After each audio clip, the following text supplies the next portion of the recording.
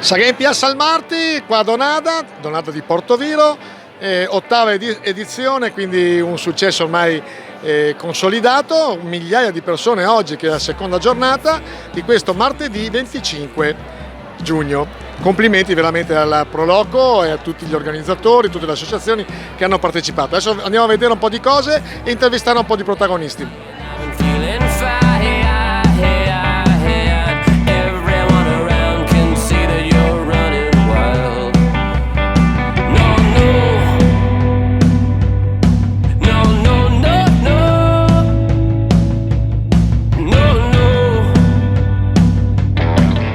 E che dire, 8 anni di successi, questa seconda giornata, veramente centinaia, forse migliaia di persone. Qual è l'alchimia per questo successo? Molto impegno, molta attenzione a quello che viene fatto, considerare un po' le esigenze delle persone, la voglia anche di stare insieme, la voglia di tranquillità, di serenità, curare molto anche i particolari e questo è il successo, ecco, delle nostre serate. Sicuramente molto impegno e attenzione. Ecco, c'è da dire che tutte le associazioni sono presenti, quindi molto sentito da parte di tutta la popolazione. E anche qua l'alchimia qual è? Beh, è una bella vetrina per mettersi in mostra, non solo mettere in mostra quello che le associazioni possono proporre a livello territoriale, ma anche nel caso specifico di questa serata dove ci sono associazioni sportive, mettere in risalto i tanti atleti che hanno conseguito successi anche a livello mondiale. Quindi è un'occasione per loro di valorizzare i propri talenti all'interno delle associazioni e per noi di vederli e di conoscerli. Ecco, e le prossime serate cosa ci riserveranno? Ancora sport?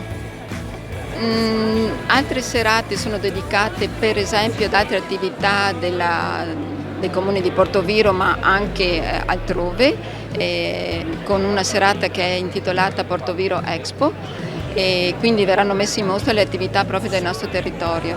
Poi altre serate esclusivamente alla danza, altre serate esclusivamente alla musica.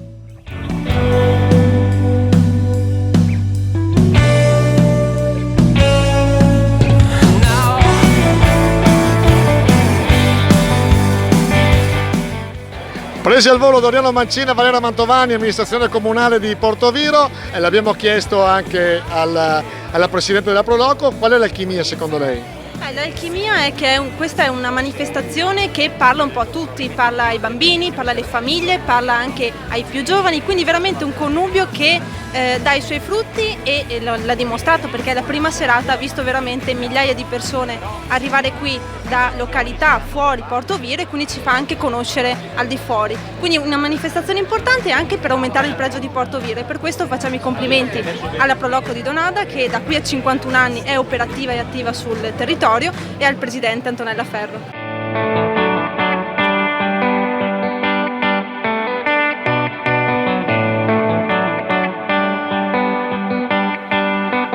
Despite how you feel, I've been keeping you tight.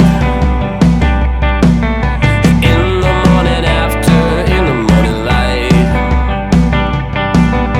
You've been... Come collabora l'amministrazione comunale e che zampino ci mette?